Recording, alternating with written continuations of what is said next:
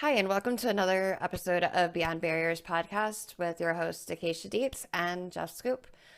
Today, our guest is Alon Milwicki, who earned his doctorate from American University studying the origins and proliferation of white supremacy with a focus on theological justifications for neo-Nazism in America. He is currently a research fellow at the American Counterterrorism and Resilience Institute and a history professor at Texas A&M University. Welcome, Alon. Thank you. Good to be here. So Alon, thanks for joining us, and was going to ask you if you could explain a little bit of some of the research that you do, and especially in religious extremism. Yeah. So for pretty much my entire academic career, I've been studying specifically the Christian identity movement, sort of how and why it began, who were the key figures involved, how did they come to be about, and where and when did they start to gain a following, how do they continue to influence both, the fringe movements among white supremacy groups, and then further how their rhetoric is influenced by the mainstream. My research also then broadened out to being more specifically about, or more broadly, about white supremacy groups, because once you start talking about theological justification for white supremacy, you come to realize that while Christian identity might be one prominent method used for, what's commonly referred to as neo-Nazism, that there are so many different subsects of white supremacy, and Christianity, or more specifically Protestantism, is a key facet of many of them. So it sort of I sort of try to look at how and why these interplay, what sort of messages that they continue to put out, and where these messages originated, and why there's still something that is talked about, albeit arguably not as much as it should be today. And why is it, do you think, that it's specifically the Protestant brand of Christianity rather than, and it may sound like an ignorant question, but I think it's one that the listeners might be interested in. Why not Catholicism, or why is the Protestantism greater? Well, if we're talking about, my specialty deals with America, right? I deal with American history. And as far as America goes, Protestantism is the dominant denomination of Christianity. In fact, if we go throughout our history as early back as the antebellum period in the early 19th century, there were movements called what was called the nativist movement, and the nativist movement was predominantly anti-Catholic, right? Mm-hmm. So a movement, or even if we look at the second clan, the predominant enemy of the second clan were Catholics. They didn't like the others also, but Hiram Evans, the Grand Wizard or Imperial Dragon or whatever, was quoted saying something along the lines of, like, the Roman Catholic Church can never exist in a free America. Like, their two are just incompatible. So simply because Catholicism was deemed incompatible with what the people who call themselves the true representation of America, the 100% American, the true American, then it's impossible for them to be Catholic, because in their eyes, to be a true American, it was necessary to be a Protestant. Protestantism equates Americanism in a sense. Both are supposed to be about freedom, right? Protestantism is supposed to be about the freedom of how you worship, right? Whereas Americanism is supposed to be the freedom of how you live. So Protestantism equals freedom, Americanism equals freedom, right? Then Protestantism equals Americanism. That's why if we're talking about, right-wing extremist groups in America, white supremacy extremist groups in America, if they are Christian, they are going to be Protestant. Now, that doesn't mean that there isn't racism or anti-other racism in other religions. It absolutely is, right? Like, racism is omnidirectional, right? Racism moves in every which way. It can be, white anti-black, black anti-Asian. It could be, Latino within the Latino community. It could be Jewish anti-Muslim. It could, it goes in every directions. But if we're talking about predominantly, if we're talking about America and we're talking about religious-based white anti-other racism, if there is a denomination of Christianity involved, most of the time, I would say, I won't go so far as to say 100% because I don't really believe in absolutes. But I would say as close to absolute as possible, they were Protestant. One That's thing the that I danger of asking a historian a I'm sorry, question. go ahead. No, that's the danger of asking a historian a question, because you're never going to get a short answer. I was going to say one of the things that I had heard in the movement over the years, especially from the Klan people, is one of the reasons they didn't care for Catholicism was because you had to swear an allegiance, or the Pope was a foreign power. So that's how they viewed that. So it was anti-American, and that's absolutely in their viewpoint, it was that. There's all sorts of propaganda they put out, especially during the Second Klan, that the Pope is not simply the head of a church. I mean, look, Vatican City is in fact a country. It is a separate country. If you're in Rome and you walk 10 feet into the Vatican, you go to an ATM in Rome, you get euros. You go to an ATM in the Vatican, you get Pope money, right? It's a different country, right? Wow. So the head of the Catholic Church, the Pope, is you're right. It's not simply the head of a church. He's the head of a state. And the belief was, and unfortunately still is to this day, that if you were a Catholic, or if you are a Catholic, that means that if given the opportunity, if the president says something or the Pope says something, the belief is that a Catholic is going to side with the Pope, and therefore can never be trusted as an American. It's the same thing that happens, once Israel is created in 1948, right? Jews can no longer be trusted, right? I mean, there's other reasons previously why Jews were never to be trusted, but Jews were never to be trusted because a Jew was never truly an American, right? A Jew was never truly an American. So when Israel becomes a thing in 1948, anytime a Jew was considered, they're like, oh, well, you're picking Israel over America. When there's a lot of Jews, myself included, who had never even been to Israel. But the perception is that there's this incredible tie, this historic tie to Israel, in the same way that it was believed that, or it still is believed, that there is this historic tie to the Vatican and the Pope, in which case Catholics or Jews could never be seen as loyal Americans. Wow. It's pretty interesting. Like, I would have never thought of any of that before. But the way you laid it out, it's very interesting. I can see how. I mean, it's a dominant perception that the other, whatever that other be, is disloyal to America. If you can show even the smallest amount of semi-tangible proof that other, be it Jews, Catholics, Black people, Chinese people, Japanese people, Latino, gay, whatever, straight, whatever, if you can show any indication that they are potentially disloyal or have some tie to disloyalty, that's all that's needed. That's all that's needed. Because if you can tie it back to that nugget of truth, extremist movements that thrive are the ones that are founded in a little bit of nugget of truth. There's something you can point back to and say, this actually happened. Yep. And if it did, or it can be perceived as something that happened, then all you got to do is build, and then that's easy, right? Like Christian identity, for example, if you accept the premise that Jews are literally the children of Satan, which may sound like a fantastic, like crazy premise, but if you accept that one premise, right, then everything that they say can be made to make true. Everything that they say can be made to make sense, right? I mean, that's the scary thing, right? I've combed through thousands and thousands of pages of Wesley Swift's sermons, the chief progenitor of Christian identity. And every time he quotes scripture, he's pretty much on point. I would be reading it and I'd be like, there's no way. And then I would find it and it's there. Is his interpretation the common, the broadly accepted interpretation? No.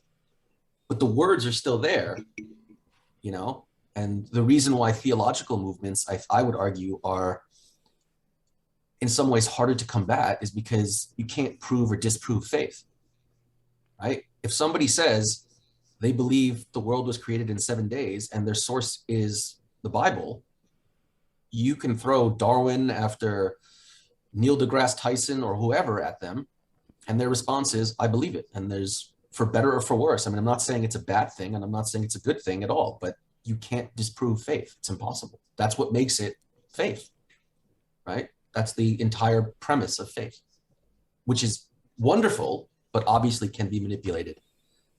Right. You know?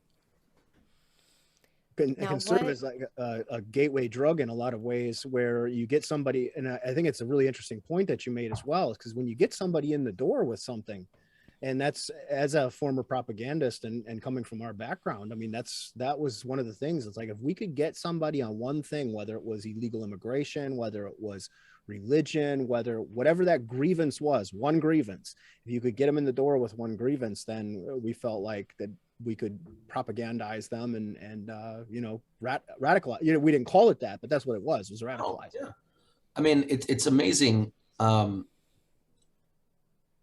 little is actually necessary, you know? And I'm not saying that like everybody, everybody's going to be radicalized, everyone's going to be turned into extremists, but there are several, like one of the examples I remember from a presentation I was giving was, Jeff, I'm sure you've heard of Keystone State Skinheads, right? Yep. They changed their name to Keystone United a couple years back. And I remember watching a presentation at this conference I was presenting at, where they changed their name to Keystone United. We're talking all about anti-immigration, and got hundreds of people to show up at their rally. I want to say it was at Pittsburgh. And regular people are shouting about immigration, having no idea that they're attending a rally of the Keystone State Skinheads, and there's so many things that are so volatile, especially in today's world. But it's nothing new. These types of, I guess trigger points, let's call them, have been existent, as far back as, at least as far as my research can tell, which really gets cracking in the early 20th century. I mean, we're talking about the Second Klan. The trigger points were race. The trigger points was immigration.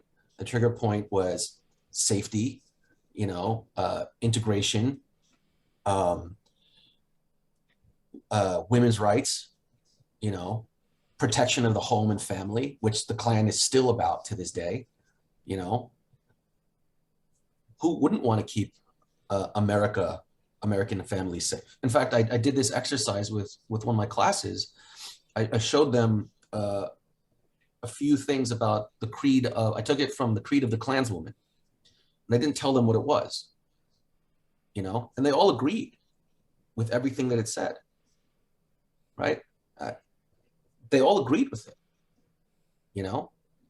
why America should protect its borders. America should be looking out for the family. It changes its meaning entirely when you realize it's the Klan putting it out. You know what they're talking about then, about who they're protecting it from, right, what the family really is. But as well as I do that coded language, it's nothing new, right? And the guys who run these movements are really good at it. They're really good at it. It's tactical, absolutely. My co-host was a preacher's daughter, and I'm sure you've got some questions on religion, perhaps for Alon, and even share a quick story with you. One of the first times when we were both still involved in the National Socialist movement, we had went to sometimes I would speak at Klan functions and things like that back when I was involved. And she had went along to one of those, Acacia had went along to one of those and said, "This sounds like church." And I shouldn't tell the story, but go ahead, Acacia. And if you have some questions for Alon on religion or anything else, I know we cut you off. No, it was very interesting to me because I didn't really know what to expect going. And it was almost like a racist church service. It was, I was like very confused because growing up, I grew up very close to Baptist, but not a shred of racism growing up. We're all God's children. We're all created equal.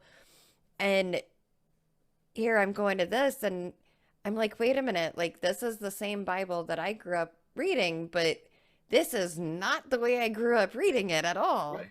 So it was very interesting in one way, but it was eye-opening to see just how people can twist things to one way or another. And that in is like, again, it's like the beauty and the folly of theology or religion, right? It's interpretive, right? I mean, like, an example I give is one of my students is like, look, thou shalt not kill, right? That's literally etched in stone, right? Well, there have been people who have been thou shalt killing in the name of God for millennia, right? So if that thing is literally written in stone, then even stuff that wasn't written in stone is just as interpretive, right? You can't, like, again, you can't tell somebody that their reading of this passage in scripture of love, like love thy neighbor, right? Love thy neighbor could be interpreted to mean love everyone. Love thy neighbor like you love thyself, right? Could be mean to love everyone. Unless you have a very finite definition of who your neighbor is. If your neighbor only happens to be white people who are of the same denomination as you, then love thy neighbor takes on a drastically different meaning, doesn't it? Exactly. Right? Doesn't say anything about anybody else. Doesn't say anything about anyone who's different from you, right?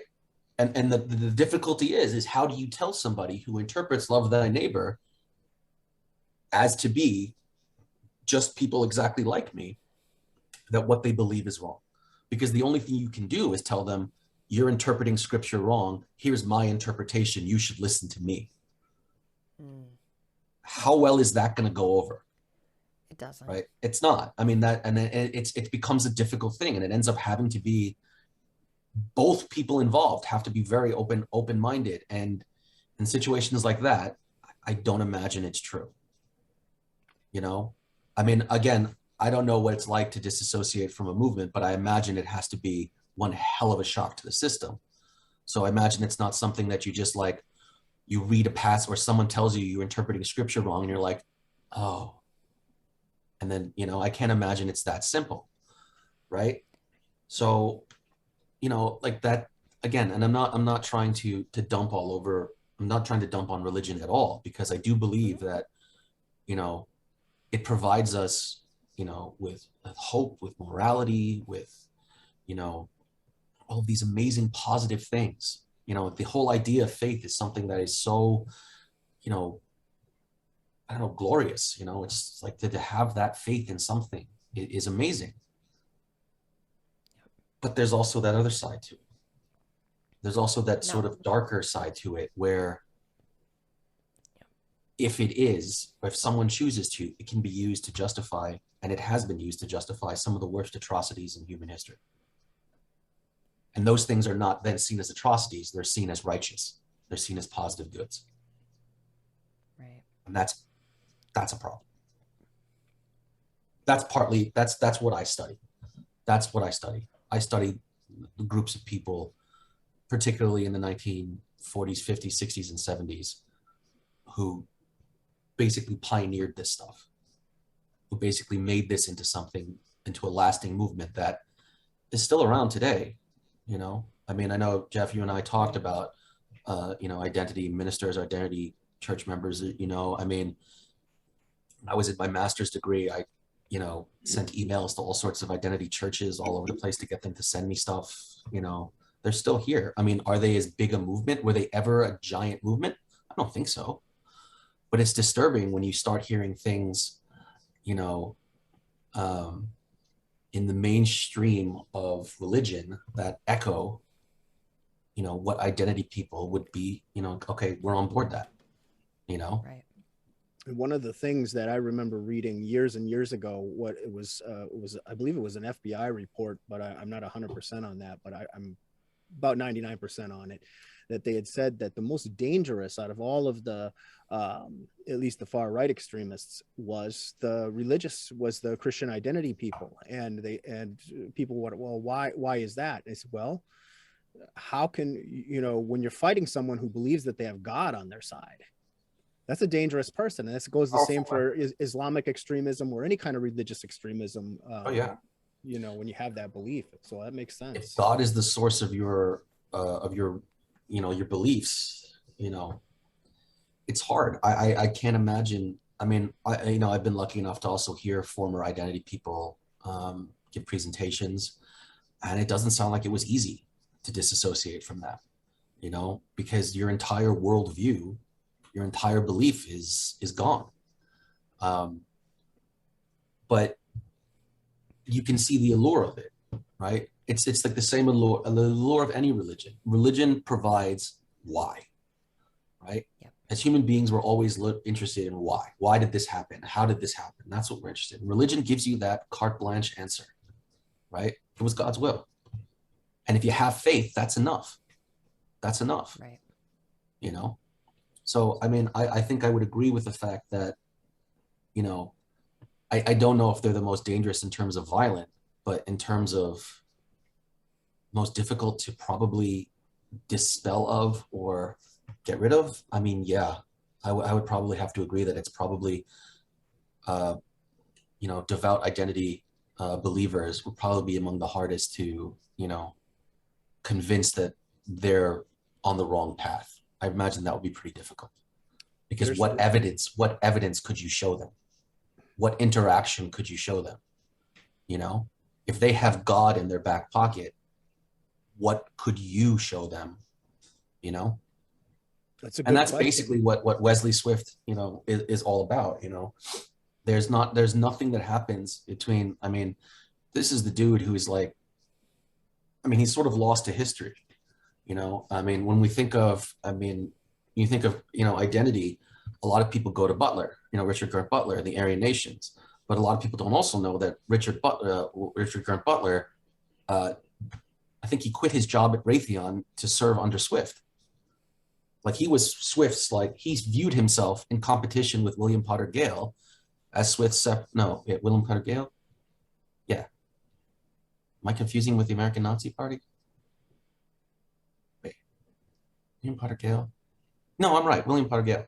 Yeah. Sorry.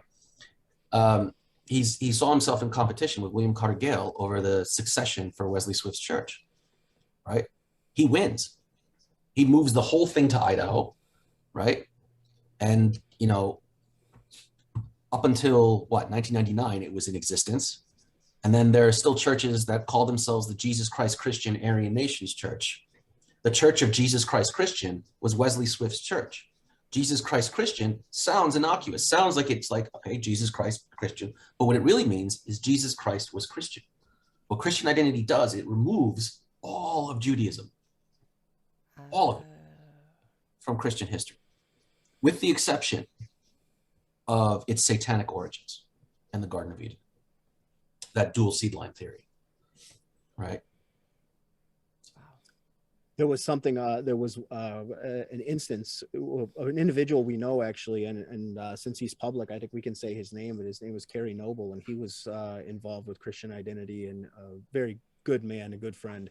And, we were talking, you were mentioning a little bit about how hard it is to get people, deprogrammed and out of Christian identity.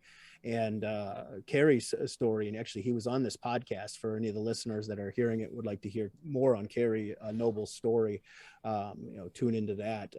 But what Kerry had done was walked into a gay church, a church that was marrying gay people back in the 80s, with a suitcase loaded with explosives, and was supposed to leave the suitcase, or was going to leave the suitcase there in that church. And it would have probably been, and this was before the Oklahoma City attack.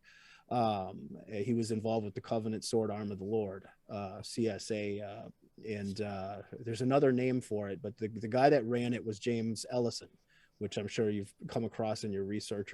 He was calling himself King James, I think, even for a little while. That individual. So they were affiliated with that. And Kerry walked into this church and was going to place that. And when he was sitting in there watching them worship and watching, the service go on, it took him out of that mindset. He says, you know what, even though I don't agree with their lifestyle choice, these people worship God the same way my church worships God. I can't do this. This is wrong. And he walked out with the suitcase and didn't follow through on that. So I mean, that could have potentially been just a horrific somebody I should probably put you in touch with for your research as well. Oh, that'd be great. Yeah. No, I'd love to speak with him. I mean, it's an amazingly, I would say, like Herculean task to look. A crisis of faith is difficult for anybody. But if you built your whole way of life around this essential racist religion, right?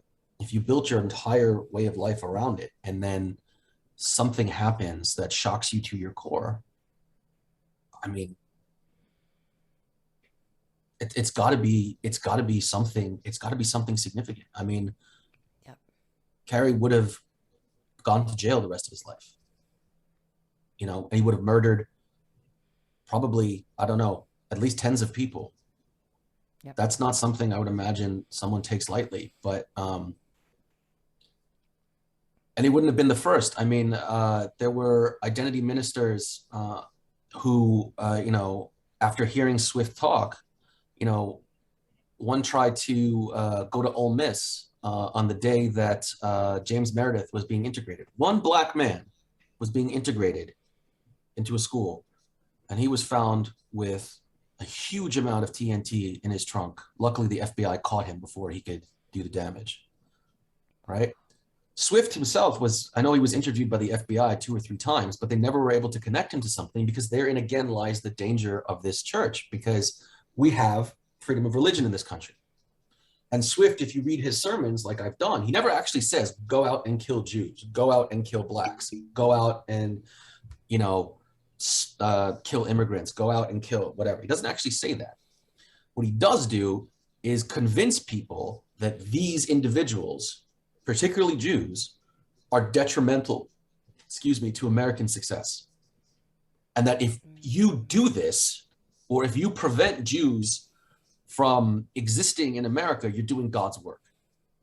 And if that's the case, then these people, right, don't believe they're committing murder. They're not committing murder from their perspective. And that is hellishly dangerous. You know, I think there's some saying that there's nothing more dangerous than someone who believes in what they're doing. There's something like that. I'm totally messing up the quote, but there's something like that, you know? And if they fully embrace this idea that Jews are literally this, Satan's soldiers on earth, what Jewish people do are the will of Satan. That everything that Henry Ford wrote about the Jews and the international Jew, from everything that Hitler ripped him off for, to anything that, you know, with the silver shirts, anything with, you know, the White Citizens Council, any incarnation of the Klan, you know, the Christian identity movement that really gets going in the 50s, you know, to the American Nazi Party with George Lincoln Rockwell, that was the name I was forgetting earlier, with Rockwell's movement, which really takes off mostly after he dies, you know. But all of this stuff, you know, is centered on these premises that you are doing your duty as an American. You are doing your duty as an American. And that's dangerous. That's dangerous, you know? It's very dangerous. Now, how did you, and you might have mentioned this before or whatever, but obviously being a historian and theology and all of that, like, what made you decide to look up theology and Christian identity movement and neo-Nazism? It was a show I was working on. As before I became a historian, I spent about 5.5 years working in television production. And I was working on a show that had to do with prison gangs. And one of the prison gangs we were dealing with, or genre of prison gangs we were dealing with, was white supremacy prison gangs. And I got so fascinated in how, from talking to the FBI, to law enforcement, to, you know, anybody who tracked and monitored these guys, I got so fascinated that I'd find myself spending hours after work just talking to them. Because I just wanted to know more about how they went after it. And then this is when I was living in New York, or New Jersey actually, but I was working in Manhattan. And a prison guard in Connecticut said to me, you know what, go back to school, get a master's degree in a research intensive discipline and figure out why this crap still exists. And that's what happened. Less than 2 months later, I was enrolled at Seton Hall University with the express purpose of studying this stuff. to eventually work for the FBI. And then while I was at Seton Hall, I had an amazing mentor and guide named Professor Jim McCartan. And I got so fascinated with the study of how this is studied that I ended up going on to American University for my doctorate, still with the intent to work for the FBI. And then, I got trained and I got cleared by the Air Force, was hired as a consultant. But while I was waiting for, anyone who has ever applied for a government job knows it takes a long time. And then all throughout this time, I've been studying it and learning more about it. And I ended up achieving my doctorate in 2019. And literally, I guess because I have a doctorate now, I can claim to be an expert in studying this stuff. Imposter syndrome is real, right? But I've been essentially knee deep in studying this stuff since 2009. I mean, I have sermon after sermon of probably almost everything Wesley Swift has ever written or said. I've got, books that probably aren't very good titles I could show you. I mean, I've just been so fascinated by how and why this stuff still continues to, plague the country. And I've started actually, and this is something that I've been working with Jeff on, is starting to work on how we come to characterize white supremacy. And I think we do it too broad stroked, right? Because as I know you've told me, Jeff, someone who, was in the National Socialist movement isn't the same as someone who is a Christian identist, who is surely not the same as someone who is in the Klan, right? Who's surely not somebody who's in like some, American Freedom Defense Initiative kind of thing. They're not the same. We lump them all together as white supremacy movements. And I think that's sort of problematic, because if we're truly trying to understand how and why these things exist, and with the ultimate goal of, eventually, or trying to combat or rehabilitate, we need to know that there's a significant difference. And then lumping them all together as white supremacists does us, as the people who study it, actually a disservice, because we sort of just blur the lines, and that's not the same. As someone who works to rehabilitate someone, you're not going to approach someone who's, been in the Klan for 30 years the same way you're going to approach someone who's in the National Socialist movement, So what I've been working to do is sort of divest white supremacy into subheadings that I think are more appropriate, and I think one of the major ones that I deal with is what I would now call, I know I said I study neo-Nazism, but because that's what it's called, that's what everyone knows it as. But I think I would recharacterize it. I mean, again, I'm only talking about America here because that's my specialty. I would characterize it as Americanized Nazism, right? Because there's nothing really neo about the movement. There's nothing really new. It really is just, right, whether it's the religious side, the theological side, or the ideological side, these movements are uniquely American, like, again, Jeffrey and I discussed that people in the National Socialist movement, like the Nazis of the 1930s and the 1940s, are not the National Socialists in America. Christian identists are not the German Christian movement or the Deutsche Christian of the 1930s. They're not. This is American Nazism, right? Mm-hmm. So, and then it doesn't all fit into that. It doesn't all fit into one small box, does it? And I think it's necessary to understand it for what it is, to truly try to analyze it, and then whether it's to, on my end to explain and explore how and why, or like on your end to help people disassociate, you got to know what you're dealing with. And if we simply lump them all together, we're not going to do that, So I divested into this Americanized Nazism, white nationalism, which I would probably associate with like your Klansmen. And I actually came up with, I think, a third term that I know I was struggling with. I think I came up with what was it calling? I was calling it white blindness. These are the I'm not racist but people. These are the people who I think white blindness, because it's willful blindness. It's willful blindness, but we're talking again about white supremacy. So we're talking about white anti-other, right? So those people who say like, I'm not racist, but you got to admit there's more black people in jail than white people, or I'm not racist, but it's only, you know, Mexican people. Remember, most people think Mexico goes from the southern tip of the United States all the way down to Chile and includes Portugal and Spain. It's only Mexican people who are crossing the border.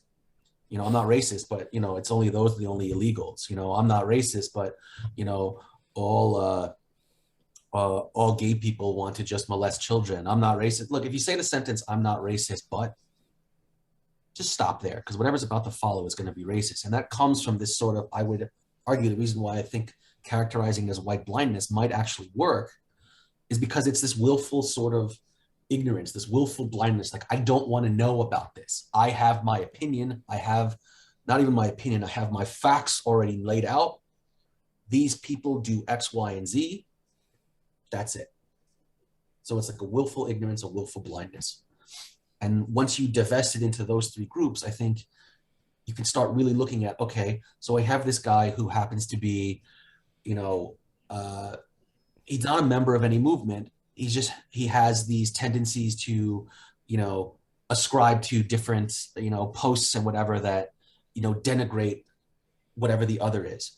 But he's not a member of any of these organizations. So he might not need to disassociate. He may just need to be re-educated. That's a different thing. Disassociating and education are different things. Curing ignorance is something I'm tasked with as a professor, right? That's not the same thing as what you're doing. So the way you would approach one is not the way you would approach the other.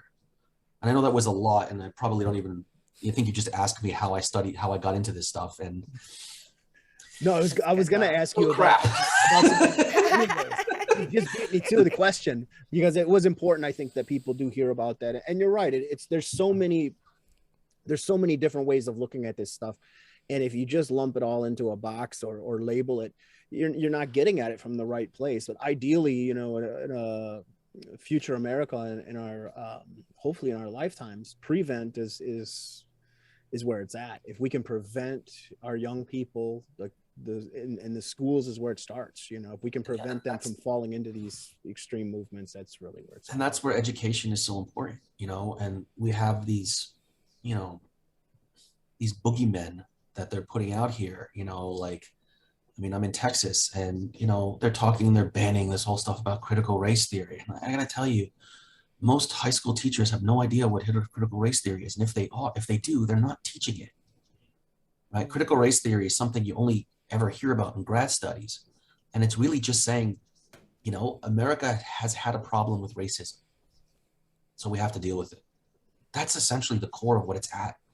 So we boogeyman these things, and they make them like they're such a big thing. And the reason why we boogeyman them, and I'm turning that into a verb for some reason, is for certain politicians to score political points.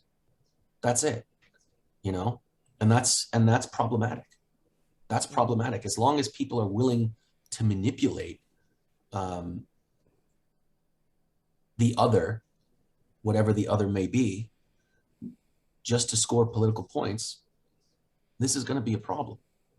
This is going to be a problem. And, you know, look, I'll back our colleges. You know, I think our colleges or universities are among the best in the world.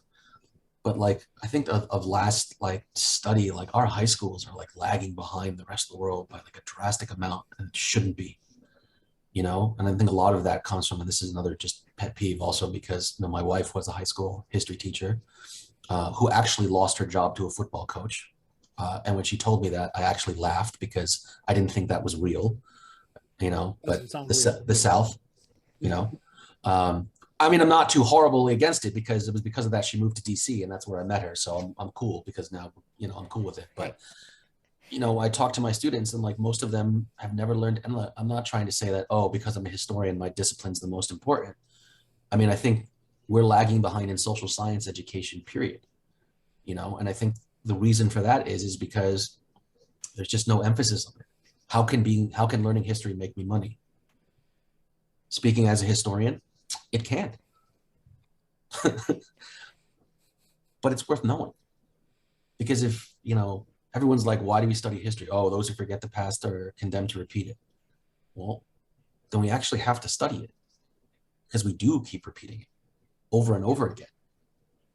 And if I'm borrowing a tagline from, a film production I'm helping, called A Nazi on Wall Street, every time history repeats itself, the price goes up. And that's true. Every time it repeats itself, the price goes up. I don't think that's the most succinct way to put it. The human cost. Yeah. You're talking any cost. It could cost a human cost. It costs us as a society. It just costs us as a country more. It puts us as a country. I mean, us, the entire us, not just a certain demographic of us, the entire us. It puts us all back. Is there, Alon, is there any other projects or subjects that you want to cover this evening, or that you want to tell us about or share with the listening audience?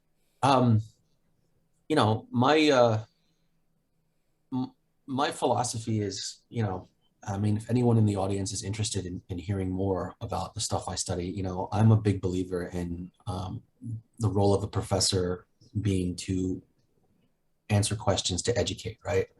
So if I can be of any service, if anyone has a question, I have no problem sharing, one of my 10,000 emails, for someone to send me an email to ask questions. Because I do believe that, education is an incredibly important part of this. And while I can't teach people to be open-minded, I can't force open-mindedness at people. What I can do is show you a different perspective. What I can do is show you a different way to approach what you may already think. And then if you want to continue the discussion, and it should be a discussion, and it will be a discussion on my end, at least, then I'm open to it. And whatever else I can address for you guys, if there's any other questions you guys have. Have you received any backlash from choosing to study what you study? Like, have you received any backlash, say, from family or friends or anybody that just thinks, like, why in the world would you want to study something like that? Like, I mean, I got questions of like, huh? Like, what are you doing? But usually, like, my family has generally been pretty supportive of what I do. And the only backlash I tend to get is from, I've gotten backlash from some students, who think that, because I'm Jewish, that this is the only reason I'm that. And I'm like some kind of secret Jewish supremacist. I've had students, write me research papers on why Hitler was right, as a sort of, FU. But that's not something I take seriously, because that's nothing about me. That's about them. As far as backlash, I don't think I can say I've ever really encountered any real backlash. Questions, sure. Critiques, absolutely. And I welcome those. I don't think any academic worth his salt shouldn't expect to be critiqued or questioned, because that's the very core of what we do, right? This whole thing that I just laid out about studying white supremacy is me critiquing and questioning previous scholars who have way more experience than I do, how they have characterized white supremacy, right? I'm the new kid on the block. I've only had my doctorate for like 2 years, and like, I'm just I'm the new guy. But that doesn't mean that I think my ideas are any less valid. But I mean, I don't know. I'm going to present this paper idea at the end of the month, at the end of October, and I could be flayed alive. But that would be good, because then I would know what needs to be done to make the paper better, more comprehensive. Right. Criticism isn't an end game. It's a chance to get better. Ooh, that should be a tagline. That's a good one. That's a great tagline for something. Yes. That should be a tagline. Man, that's how you know I used to work in television. It was good. It was good. That should be a tagline. Let's get that trending. You're welcome. Historians, we know things, man. Don't question us. I mean, question us. Totally question us all the time. Question us. So yeah. It's awesome. If there's anything else I can answer for you guys, or for your audience, or if if I can be a resource to Beyond Barriers, just as, an expert, I have to get used to just saying an expert. I can't do it yet. An expert in the sort of hows and whys, the academic side of what these movements are about and why they continue to exist and attract people, then by all means, please contact me. And I think that's incredibly important too. One thing we've discussed before too is sometimes you have people that have had the lived experience, like us in the former sector, and then you have people in the academic sector that have studied this stuff too. And I think we both have got to be working hand in hand to, all of us in society have got to come together and not pretend like just one side has all the answers, because none of us have all the answers. No. But And I together think we can accomplish so much. I think that's, I 100% agree. I don't know what it's like to have been in the movement. I don't know what it was like to live this, but I can contextualize some of the things that you may have, or you or other formers may have lived and accepted. I could maybe provide a context for why that was something that was talked about, Right. or why that was something that was popular in America, or why that track of why maybe in the 80s, talking about immigration would have worked really well, or why in the 90s it became more emphasis on family, or in the 70s, why there was a lot of a larger anti-Latino sentiment than anything else, that's the stuff I can provide, a context for.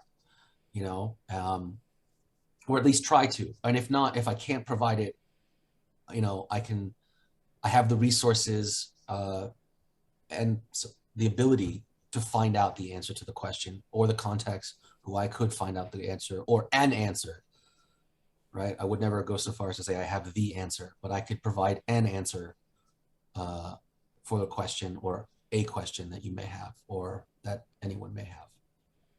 Awesome. Thank you so much for joining us at Beyond Barriers this evening, and for all your help and the work that you're doing out there, Alon. We can edit. I'm terrible at the opening and closing parts. I personally think you should leave that. You should leave it. You should leave it and start with "Don't call me Alan" and then finish it with "Yeah, right, right, exactly."